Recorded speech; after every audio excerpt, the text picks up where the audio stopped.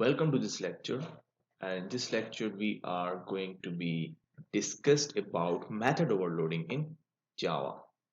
Method overloading is a feature that allows a class to have more than one method having the same name. If their arguments list are different, there is similar to the constructor overloading in Java. That allows a class to have more than one constructor having different argument lists. Here is a question why we do method overloading in Java. In such cases, we can create the methods with the same name and the signature as in the parent class.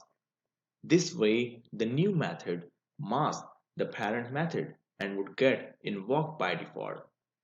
Overloading in Java is the ability to create multiple methods of the same name, but with the different parameters. Overloading occurs two or more methods in one class have the same method name but different in parameters. Remember that. Here we have three steps to create the method overloading in Java. Number one, number of parameters. Here you can see I just write add and integer. These are the numbers of parameters. We have the two numbers of parameters here. This is a valid case of overloading. Or you can write add int and integer of 3 times. Okay, so this is the valid case of the overloading. Our second process or method to overload in Java, so which is data type of the parameters. So you can see add integer and integer, then add integer and float. Okay, so these are the data types of the parameters. Number third, sequence of data types of the parameters. Like here you can see add, integer and float. Then add, float and the integer. So what are the invalid case of the method overloading in Java? When I say argument list, I am not taking about the return types of the method. For example, if two methods have the same name, same parameters and have the different return types, then this is not the valid method overloading. This will throw exception error, like here you can see integer add and it have the parameters like the data types which is also int, and then float add and it have the integer data types. So this is the invalid case because they have the different return types here. So for our these three methods, when I say argument list, it means that the parameters that are a method that has a method. For example, the argument list of the method add integer a and the integer b, which have the two parameters, is a different from the argument list of the method add, like add integer. Here I just write integer a and the integer b, and then here is example integer a, integer b, and integer c. These are having the three parameters here. So now we just go to the method overloading example. So I just told you in the last lecture, the method overloading is an example of the static polymorphism. So here the some point which are static polymorphism is also known as compile time binding or early binding. I just told you in my last lecture. And the static binding happens at the compile time method. Overloading is an example of static binding where the binding of the method called to the definitions happen at the compile time. So now we just go to the example of this method overloading. As I discussed in the beginning, method overloading is done by declaring the same method with the different parameters. The parameters must be different in their numbers sequence or a types of parameters or arguments. Now let's see the example of this method overloading. And here I just create a class which is method.java. So in the method overloading class, I just create a method which is display, and then here I write system.out.println, and the print line here is I just write, and this is the print line, and then here I just write method overloading. Okay, and then we just go to the second function. So void is a display here. So void means it will not return nothing, and the parameters of this is x. Then system.out.println, and the print line here is integer value. Okay, then we just go to the third method, which is for display, and it will give us the float value, which is x, and the float value here is system.out.println, and the print line here is character. So float values, and here I just write float value. Okay, now we just define one another method, which is the name of display, and the parameters here are character x, and then I just write system.out.println, and the print line here is character value.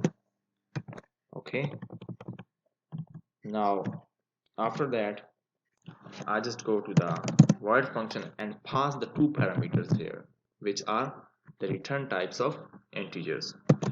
So display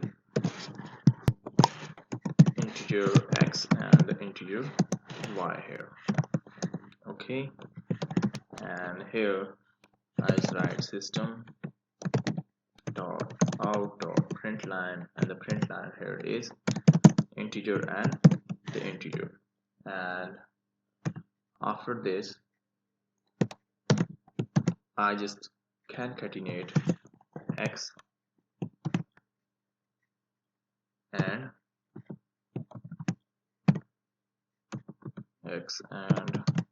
concatenate y. Okay, now here, sorry, it's plus y.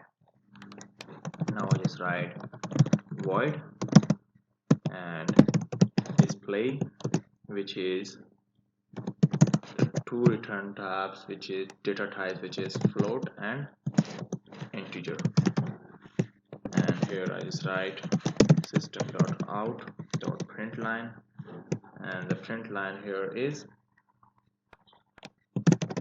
float and then the integers,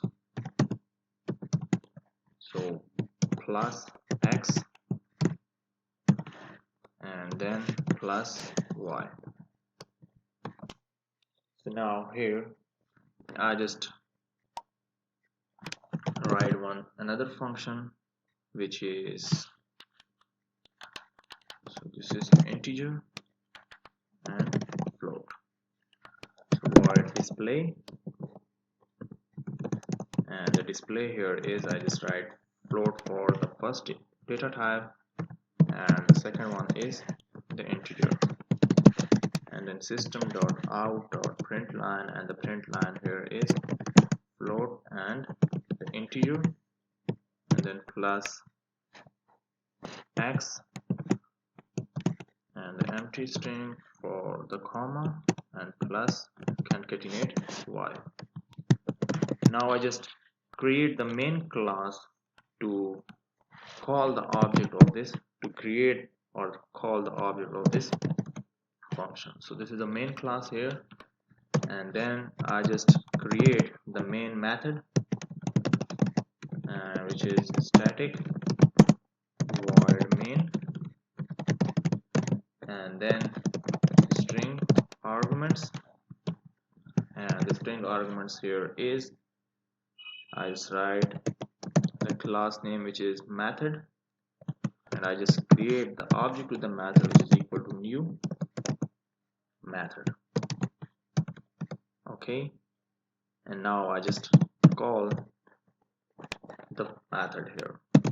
So first one is display, then object dot display integer, and the integer value here is, I just write 525,